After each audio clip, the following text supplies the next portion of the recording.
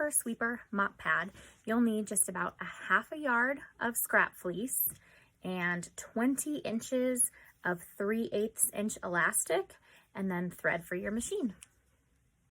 The supplies you'll need today are a sewing machine, marking pen, pins, ruler, safety pin, and scissors or a rotary cutter.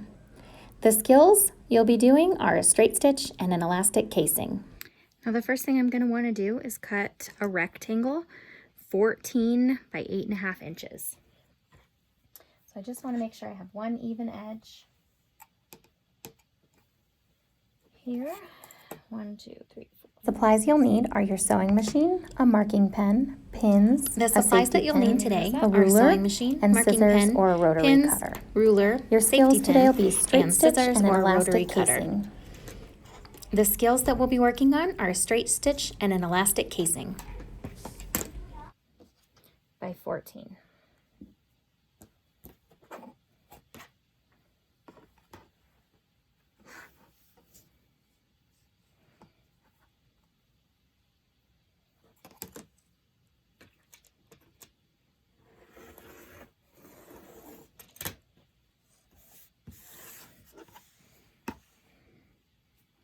Now I'm going to measure 1.5 by 1.5 inch squares on my corners.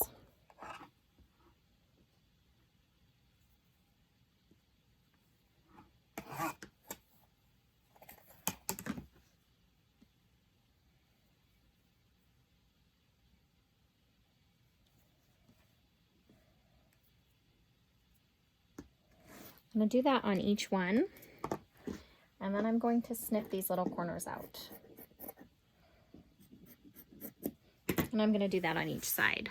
Now I'm just going to place my 10 by 4.5 inch piece right on top. And I'm going to mark about 1.5 inches, an inch. We're going to do an inch from each side. After marking your 2 lines, pin the 2 pieces together, and then you're going to go ahead and sew right on the lines that you marked. So now that we have these corners, we're going to want to put them together end to end so they meet in the middle. Just going to put one pin in, and I'm going to sew down the line on each one of these. Okay, so our corner should be pinned on the wrong side. So you can see that piece that we sewed inside is actually on the front. And now we have each corner together, and we're just going to sew about 1/4 inch right here along this line on each corner.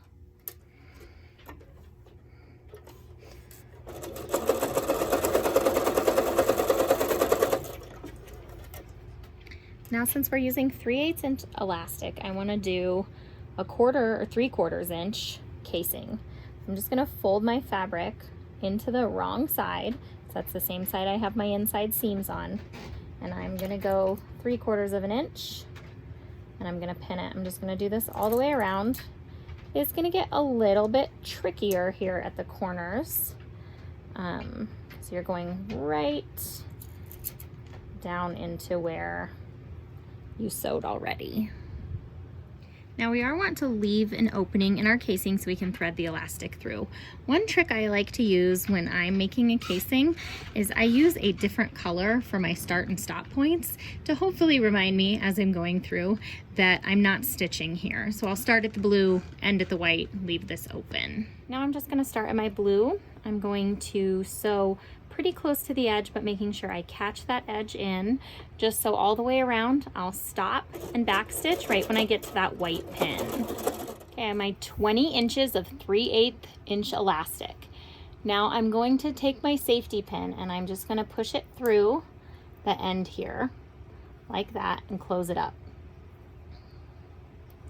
And that's going to give me something to hold on to as I push it through my casing. So here you can see here's my casing opening. So I'm going to take the safety pin, I'm going to push it through. And with my left hand, I can feel that safety pin. With my right hand, I'm pushing the end of the safety pin. My left, I'm pushing the fabric around it. So I'm threading my elastic all the way through. It does get a little tricky sometimes here on the seams, just making sure you're getting in between those corners. And you're just gonna go all the way around. Okay, now I've taken my safety pin out and I have 2 ends I need to sew together. So I'm just gonna overlap them.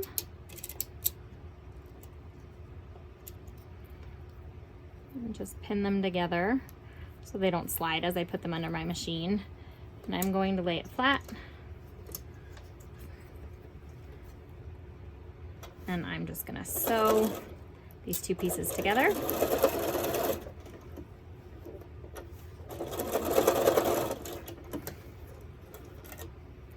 And I'll pull my casing closed.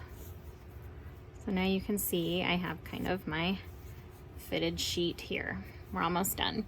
Now this, where my casing was, I'm gonna pull tight again, and I'm just gonna sew this piece, making sure not to catch the elastic. You can hand sew it if you're more comfortable, but this is a mop. I'm not worried how it looks, and I really wanna just save time.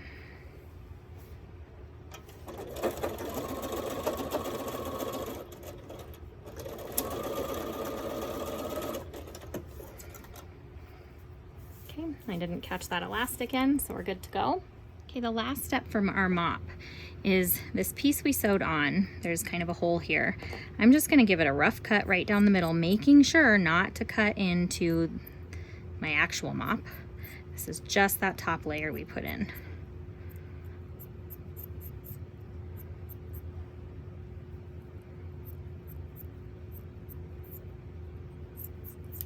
Okay, so now you have kind of these 2 flaps.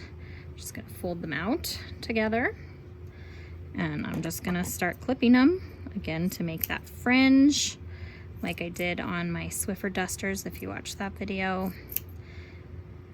Just gonna give the dust one more thing to grab onto, and I'm just gonna clip all the way down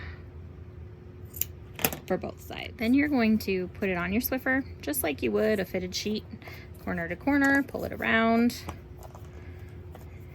and voila, you have a nice reusable, washable duster.